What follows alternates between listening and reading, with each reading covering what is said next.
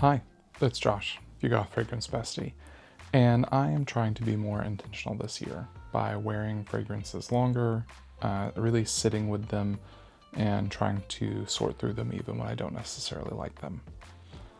That does mean that less fragrances were sampled this month, and less fragrances worn. But I took several trips this month to Nashville and New York, Huntsville and Greenville. I got some episodes of Goth Fragrance Dialogues filmed, and I got to meet up with my perfume friends. So, all in all, a really great month. I got to visit Stele and Bergdorf Goodman. That was pretty cool. All in all, awesome month, and I have so much travel coming up. But here is my February top 10. Coming in at number 10, we have Embrace by House of Mammoth. Coffee, currant, and woods. What more could you ask for? This is a cozy, juicy, tart opening with coffee. Kind of like an interesting latte from some hipster coffee shop. And it slowly fades into this soft maroon woody base. While it's not the most dynamic or striking, I really enjoyed it, and I wore through a full sample in one day. At number 9, It's My Pyre by Treading Water. Have you ever wanted to smell like the ghost of a witch that was burned at the stake? If so, this is the perfume for you. It's so impressively smoky, and not in like a cozy by the fireplace way, but in a smoldering, stoked woods and embers drifting up into a winter forest night kind of way. At number 8, we have Hayloft by Pine Ward. My friend Sophia called this perfume pretty perfectly when she described it as standing in the pantry of a cabin with the smell of like oats and nuts and baking spices being stirred up by prairie winds whipping through the tall grasses and into the windows. It is lovely. It's cozy. It's almost pastoral, despite that being the name of a different Pine Ward offering. I really loved that one. I'm sad to hear that it was discontinued. At number 7, we have Nudus by Parallax. It's no secret that I love a good musk, and a good musk this is. It is spicy, neon vinyl skin. Sweat-slicked bodies moving under peppery neon lights that melt into this musky, resinous apricot. This is one of my favorite perfumes from my visit to Capsule Perfumery. I find myself wearing it far more than some of her more conventional offerings. It's just stellar performance for a really great price. At number 6, we have Awake by Acro. Is Acro pretentiously French? Yes. Do I dislike most of their offerings? Yes. Is this one of the best coffee perfumes I've ever worn? Also yes. It is simple but amazing. It opens with coffee and lemon before diving into a cardamom latte wrapped in super creamy, smooth vetiver. It is astonishing with its longevity, and it's one of the cutest 30ml bottles you'll ever find. At number 5, we have Grey Mist by Pine Ward. A surprise second placement for Pine Ward. A follower was very sweet when they reached out and asked to send me some samples, and to my surprise, it was dozens of Pine Ward samples. Thank you so much, Corey. That was very sweet of you, and I'm going to enjoy them for months to come.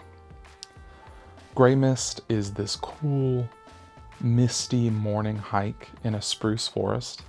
It distinctly reminds me of hiking the mountains on a trail on Kodiak Island in Alaska with my husband. It wears surprisingly fresh and easy for something that's rather bracing and realistic. I just loved the cool nature vibes of this one a lot. At number 4, we have Mycelium, Treading Water. Another second listing for Treading Water. If you haven't tried them, I think you definitely should. I wore Grey Mist at a work conference last week, and I was a little dismayed that I got no compliments, no comments. So the next day I wore like 15 sprays of mycelium, and a coworker sat down to me and said, "You smell like a wet log." Score. Yes, exactly. That's what I wanted. This perfume opens a wet log full of fruiting bodies of blackcurrant colored mushrooms. And as that dries, the earthiness kind of softens into a velvety wood with hints of the blackcurrant and mushroom remaining. It is such a stellar offering. I have 2 travel sizes of it, and I definitely see myself getting more. At number 3, we have Mushmallow by Closet Perfumes. JK really did something special here. It opens with a spore swirl, heady and earth-rich, before settling into a fungal custard that lingers for hours. This is the perfume of fey creatures, and I welcome them. JK was sweet enough to send me bottle number 1 after the soon-to-be-released March episode of Goth Fragrance Dialogues. So check out that episode when it airs, and check out Closet Perfumes. And number 2, Private Eye by Curatrix. I think I speak for all of us when I say we're tired of Santal 33. It's good, but come on, it's everywhere. It's the most overhyped sandalwood on the market, of my opinion. I also admit I have an immense soft spot for Santal 33 because I bought my husband a bottle of it on our honeymoon, and it is the fragrance that I associate with him. I'm happy to say that I have found a perfume that is better than Santal 33 with a very similar DNA, but with more interest, and from a niche woman-owned brand. That is why I love Private Eye so much. It is a better version of a fragrance that I already associate with someone I love. It is that clean, ruggedly handsome sandalwood with the intrigue of violet and the edge of cardamom. It also happens to be by Frank Vogel, the original perfumer of Santal 33. So why not? Cheaper, better, more interesting. Private Eye.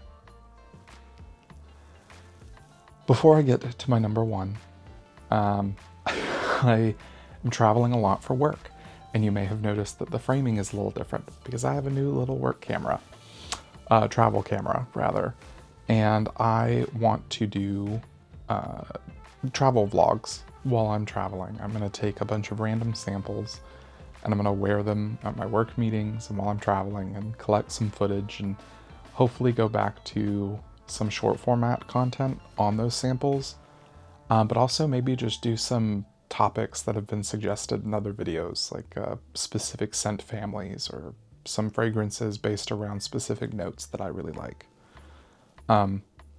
It might be a little more free-flowing.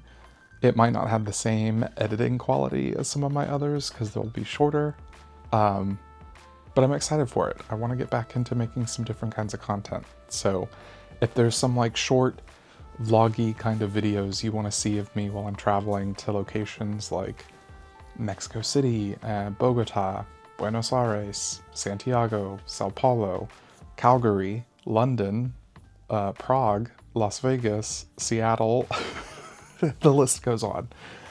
I think it'll be really fun. And while I'm doing that, I will still be doing Goth Fragrance Dialogues when I'm able. I hope to still do top 10s. So some cool things coming. I hope you like it. If you hate this camera, too bad. I got a good deal on it, so we're going to keep using it. So commercial aside, we'll get back to my number 1 for the month. At number 1, Lunatic by Liquid Imaginaire. What do you even say about this fragrance? As someone who is drawn to the darker side of things, this perfume represents such an amazing, superb advent of olfactory alchemy. It opens with this bright, bracing peppery juniper and pear before diving into a velvet night of leather, oud, and ambergris, and that is studded with these stars of iris and carrot and neroli. It's so well blended that these notes kind of disappear into this magnetic, dark, shifting aura that I just want to devour. There are several Liquid Imaginaire I like, but this one may be my favorite release from them yet. It is truly stunning. And that is my top 10 for the month of February.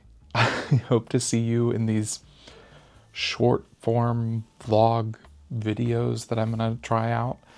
What was your favorite fragrance of the month? And what kind of things should I be looking to try? Tell me down in the comments. And if you like this video, please like and subscribe for more. It is a big smelly world, and I am Josh, your Goth Fragrance Bestie. Bye.